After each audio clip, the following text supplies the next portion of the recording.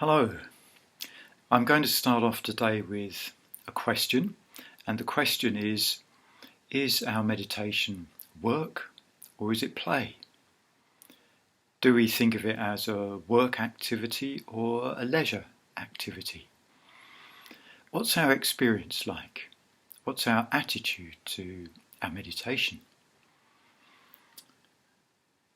Sometimes it seems to me that meditation can very easily become too much like work, like a chore.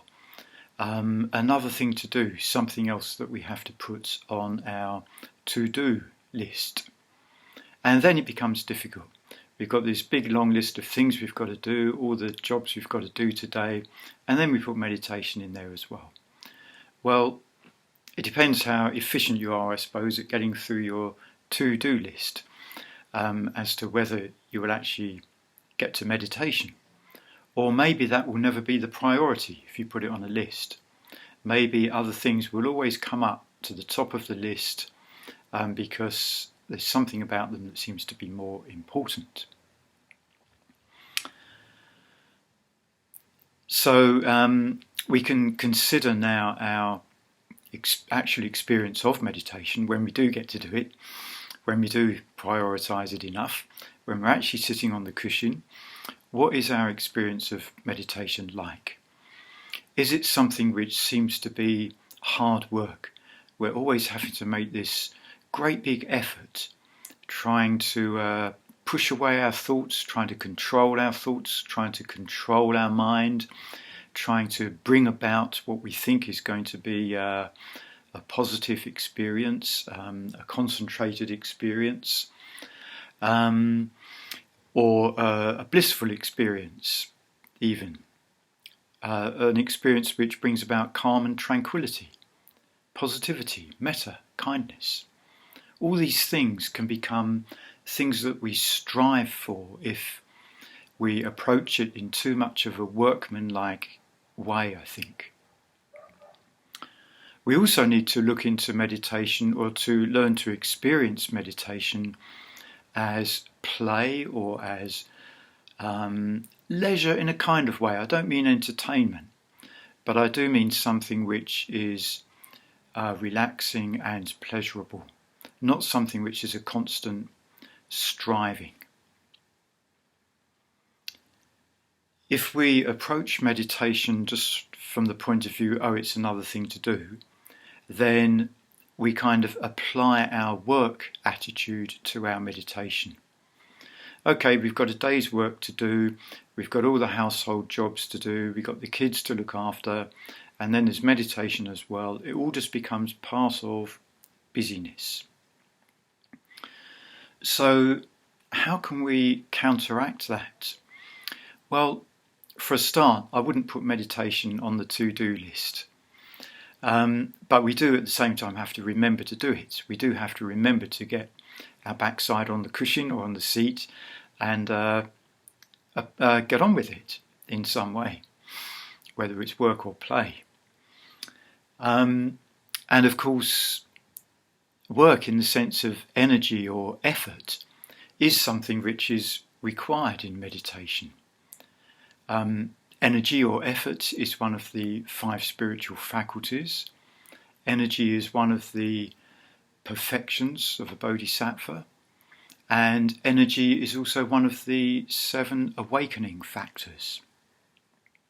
So we do need to apply ourselves. But I suppose we need also to have enough pleasure in our meditation that it's not all hard graft. So a sort of combination of carrot and stick, maybe depending what kind of person we are, and also how we are feeling at any particular moment when we come to meditate. Because it's not always the same, is it? Sometimes we really feel like we've got some energy for meditation. Sometimes we don't. Sometimes we don't have any enthusiasm for it. So, work or play. I think meditation is going to be either work or play, depending on the conditions we find ourselves in when we come to meditate. So sometimes we have to work with hindrances, we have to deal with any obstacles to meditation. But other times we can relax into our experience, and we can also, I think, get a lot of pleasure from noticing when hindrances or obstacles are not present in our experience.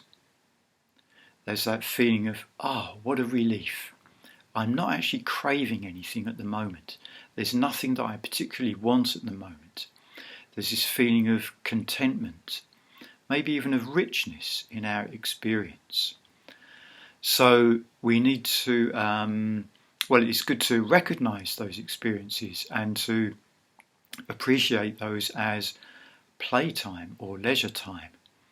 Those are times when we can perhaps reduce the effort somewhat, and we can just dwell, just abide in the positive mental state that we're experiencing at that time.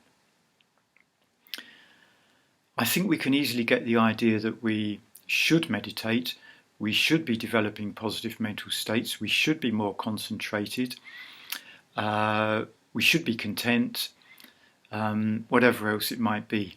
And we have all this list of shoulds. But we have to be careful with this, because they can become a great big pressure. In our society we have loads of pressures, don't we? Kids at school have lots of pressures. You should do this, you should do that, then you'll get a good job and you'll have a good life. And when you get that good job and that good life, then the pressures just carry on.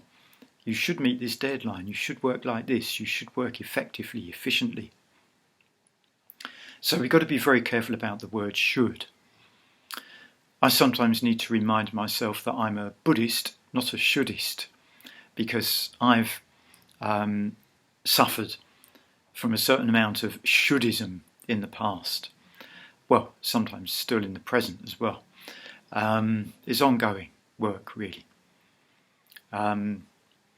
So we need to be careful about the word should, that we're not giving ourselves too much pressure in relation to meditation. But at the same time, if we don't find it easy to get ourselves on the cushion to meditate in the first place, then we do need to maybe have a positive kind of should, or we need to recognize that there's a need for meditation in our lives, and we need to develop some kind of routine around meditation, finding a time which is good for us to meditate. For me, it's always first thing in the morning. I make a cup of tea, sit down on my meditation cushions, drink the tea while I'm kind of settling down, preparing to meditate. And that is always the best time for me. Sometimes I meditate at other times in the day as well. And some people I know like to meditate in the evening, when the day is done, work is done, and it's a way of processing what's happened through the day and allowing body and mind to relax so that we can have a decent night before the next day's work or whatever activity.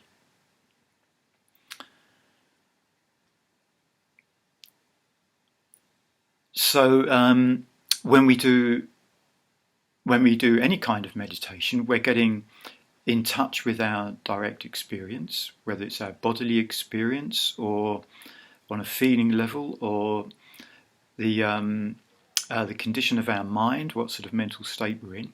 We're getting into our direct experience. And it is very important not to just focus on the dark or the difficult aspects of our experience that might arise. We need also, as I said earlier, to acknowledge the pleasurable aspects of meditation. I always find that whatever kind of meditation I have, whether it's mainly pleasant or maybe mainly unpleasant, it's never a waste of time, because afterwards there's always a kind of clarity or a kind of openness or a spaciousness in my experience. And it affects the whole of my day, really. I find that if I don't meditate, then my day is more fraught, it's more difficult. If I do meditate, first thing, it sets me up. And the rest of my day is more spacious, even if I've got quite a lot of things to do.